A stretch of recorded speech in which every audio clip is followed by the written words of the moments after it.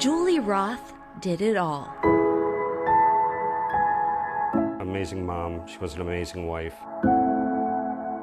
She was always trying to broaden her horizon and better herself, but never at the cost of her family. Mother, wife, nurse, painter, writer, chocolatier. I wanted to make the world a better place. A caretaker whose life ended in tragedy after this Berlin Heights native was killed in the deadly 51-car pileup on the Ohio Turnpike back on December 23, 2022. I had just gotten off a lunch break, and I got a call from... Julie's husband, Tony, was working at a hospital in Toledo. And once I realized she was not picking up, that something was wrong. Julie was driving with her 2 young children to her mother's house in Milan, but winter storm conditions caused a devastating pileup between Sandusky and Fremont, killing 4 people. Julie was among them. I knew the Turnpike would be closed, so I was heading towards Route 2. And that's when I got a call from Firelands saying that they had a Jane Doe and a John Doe in their ED. And sorry. Tony said troopers couldn't find identification for her or 5-year-old Rory or 4-year-old Ayla in the wreckage. It took 9 hours for first responders to inform him which hospital the children were taken to and that Julie had been killed. Different law enforcement reached out to me and said that they do have a Jane Doe who's deceased, who is approximately 6 months pregnant. Sadly, her unborn girl did not survive.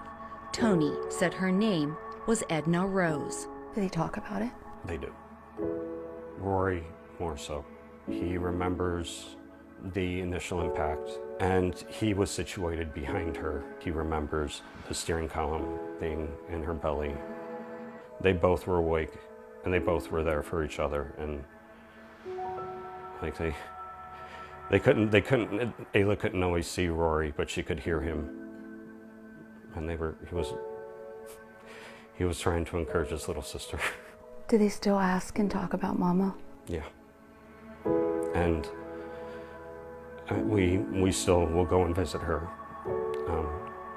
grave. Just the thought of hours and hours of a 4-year-old and 5-year-old after they lost their mom. Julie's mother, Cindy Hildebrand, said both kids suffered broken bones, internal bruising, and other injuries. It had to be heartbreaking for the hospital employees. It had to be heartbreaking for the first responders to not be able to reach the people that needed to be reached.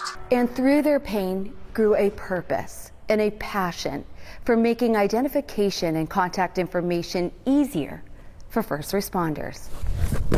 And the contact cards. I'm Cindy Hildebrand with the Julie Roth Memorial Foundation. And I'm Lauren with the Roth ID tag. Determined that no family should have to experience what they experienced. That's just a rip and read. Julie's family formed the nonprofit Julie Roth Memorial Foundation. The Roth ID tag is very simple to use. Parents just fill out their child's name, age, location, any emergency medical information. The Roth ID tag emergency identification system can be applied to car seats, strollers, or walkers. Simply pull from the edge, and now they have a wristband. Simple, and it can be so effective. For emergency responders, like Captain Lou Kalin with the Milan Fire Department. It would just be one more easy way to keep track of people in an incident, especially children. They get so scared they don't know what's going on. And from this tragedy comes change, while honoring a mother who dedicated her life to taking care of others. I know Julie would love to know if she can continue to help people beyond the grave with this. I mean, I know she would love that. In Milan, Melissa Reed, Fox 8 News.